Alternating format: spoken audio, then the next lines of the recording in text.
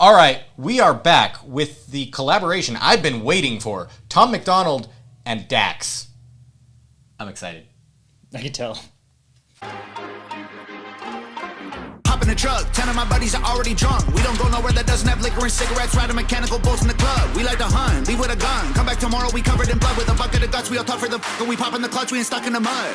I'm the white boy with the baseball bat, bunch of face tattoos and a NASCAR hat. In a backyard like scrapyard, got a glass jar full of tobacco that's blacker than asphalt. Rolling with hundreds of crackers who acting like animals, they cannot handle their alcohol. We the white boys from the backwoods and the bad hoods and the trailer park trash that pack guns. When I was younger, they taught me to struggle and hustle like 200 bikers, and they were my brothers. We coming for blood and you running for cover, addicted to drugs in the gutter and drunker than anyone leaving the club. We go dumber than thugs. We got mullets and putters and multiple gunners that come in Hummers. You under the rubber, you'll never recover. Chain smoking my life. That's what I was thinking. You know, Holy. That was my thought. Was Take a breath, Tom.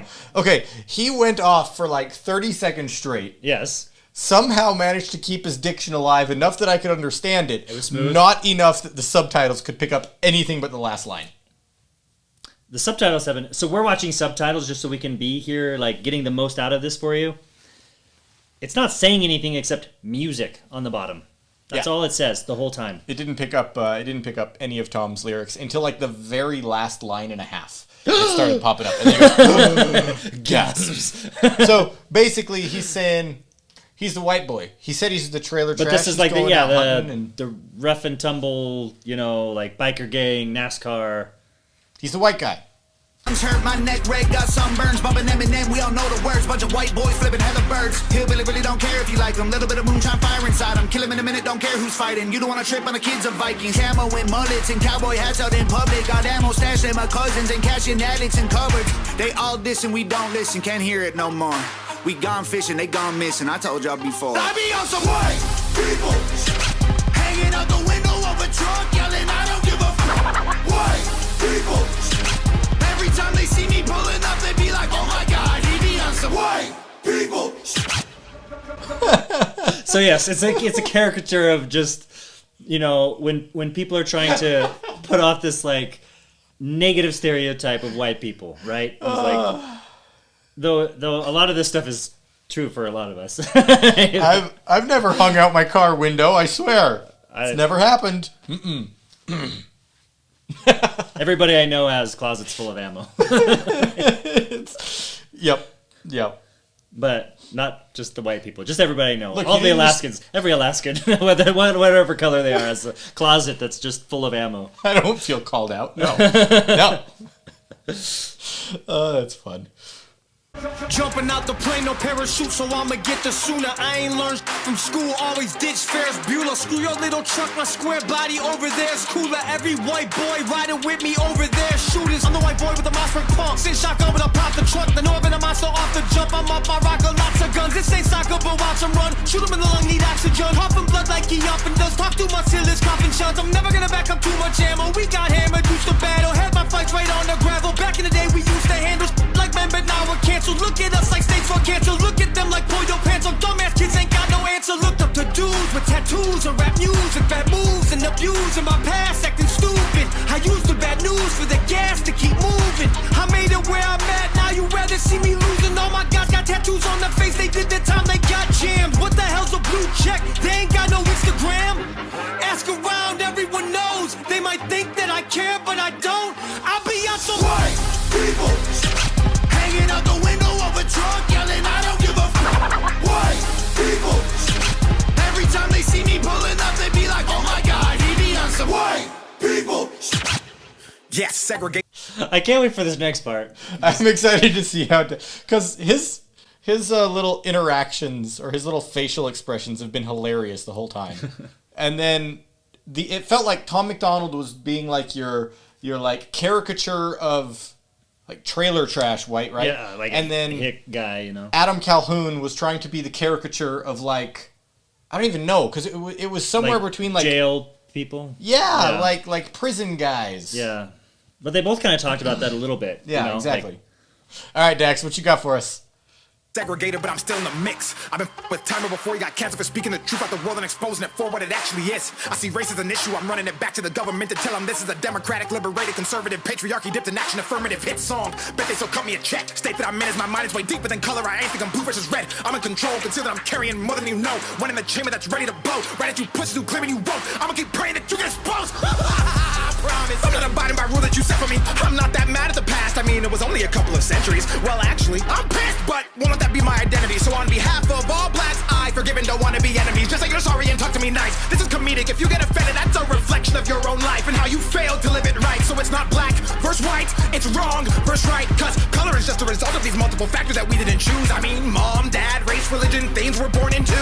Generational curses that get undone once we undo moves. See life from a different view beyond our own skewed. Manipulated by the news, crude, shrewd things they use to confuse the masses. Put us in social classes, separated by percentages paid for taxes. Income brackets, clothes, cars, shoes, size of asses. I bet they're trying to blackmail me once I black out on these demographics. And push past the stereotypical average and get blackballed and they cut all my traffic. Oh my god, he be on some black people.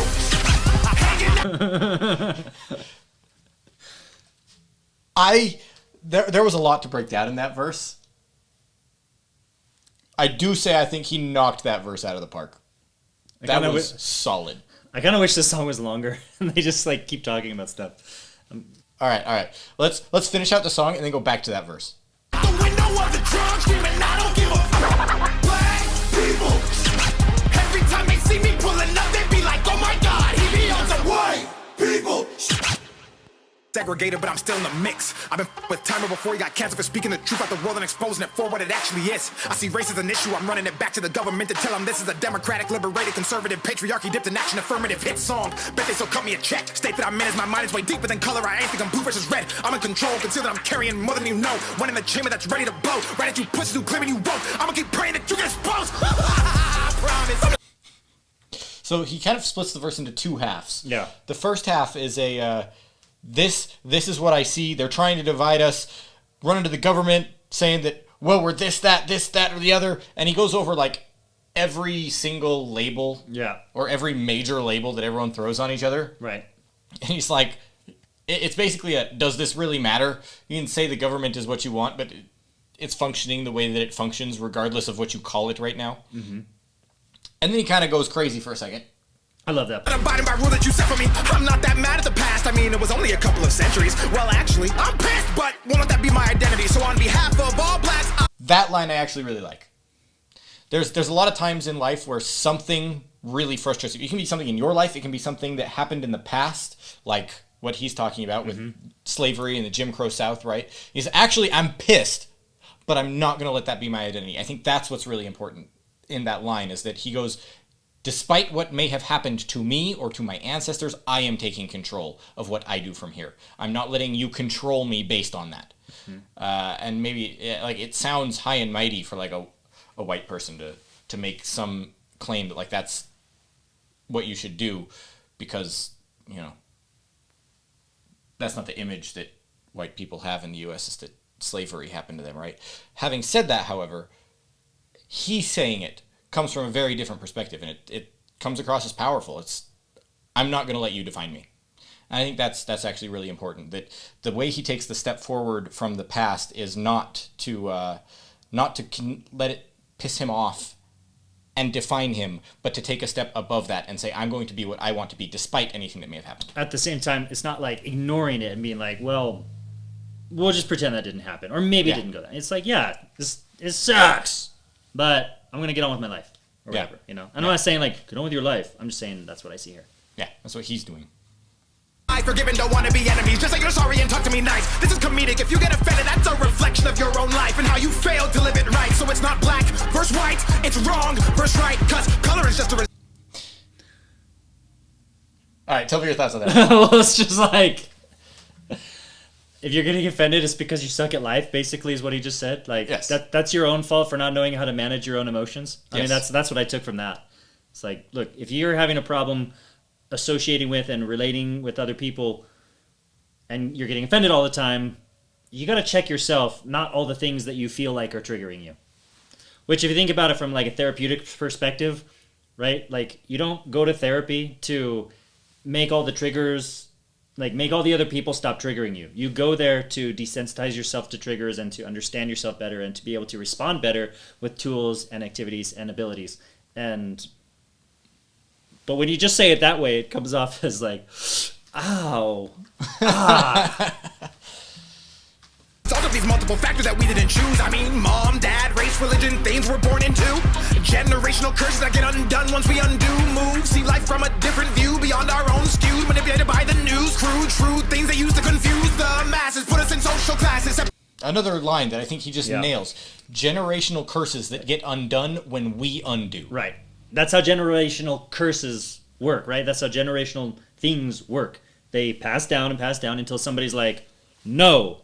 And then they put in the hard work to get it done. And it is hard work to change things, right? Like your parents learn from their parents, learn from their parents, and you learn from your parents, right?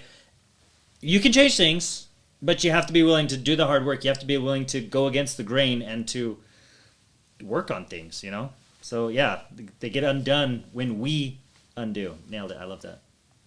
Things they use to confuse the masses. Put us in social classes, separated by percentages, paid for taxes, income brackets, clothes, cars, shoes, size of asses. I bet they try to blackmail me once I black out on these demographics. And push past the stereotypical average, then get blackballed, and they cut all my traffic. Oh my God, he be on some black people hanging out the window. I will say I hate taxes, so there's that. Yeah, let's just do away with all the taxes, you know? Like, everybody, black, white, rich, poor. Get rid of all the taxes. There you go. You're welcome. Save the world. I liked a lot of what he said in that part, though, where it's like, we do all these things that are dividing us. Different cars, different clothes, different tax brackets. We got, and the line that says, the size of our asses, that one makes me laugh. But then he goes, I get blackballed and they cut all my traffic. And that happens a lot to people who are speaking out, like counterculture rappers. It happened a lot to Eminem. It's happened a lot to Tom MacDonald. It's happening a lot to Dax, where he's just getting cut off from his ability to grow in the ways that people are used to. That's why these rappers are independent as opposed to having some label that's actually helping them. I think at this point they're big enough that they could go get a label if they wanted, but I think because they're so counterculture, at this point they just want to stick a middle finger up to the system and grow to the size that they've grown and beyond anyway. Yeah. Oh my God, he be on some black people hanging out the window of the trunk, screaming, I don't give a fuck. Black people. Every time they see me pulling up, they be like, oh my God, he be on some white people. I enjoyed the song. I like to see that we have Tom MacDonald and Dax finally doing something together, something that was distinctly counterculture. I loved how you had Tom MacDonald's Eminem shirt on with that for two reasons. One, because Eminem was the counterculture rapper when I was growing up. And two, because Eminem is the opposite of a counterculture rapper right now. And seeing his own shirt in this music video is going to piss him off. And I think that's funny. So I enjoyed it. Yeah, so I really liked where they had two major set pieces. One area was the trailer park, right? And then, which wasn't even a trailer park, it was just a trailer. The trailer in the middle of nowhere. Yeah. And then there was I don't remember if it was tennis or pickleball, court. but there's it could have been pickleball, I don't know. Yeah, there's just this court, right? Like this game court. And maybe it was squash. Anyway, but it's like... definitely a squash court. But there... Is a squash court a room? I don't know. I've never played squash, but I play racquetball. That's fun. But anyway, so it's like portraying these like two economic groups, but they have both people in both things. So it's like, look, the black-white thing isn't categorized into one or the other economic group. Like there's everybody everywhere, and like this is the world. Do you know what I mean? And I like that was portrayed through the background image that they have there, and with the clothes that they're wearing and stuff. It's like it's almost too fun with their clothes, but. If you liked our reaction to this video, you might like our reaction to Tom MacDonald's Your America. Go check it out right there.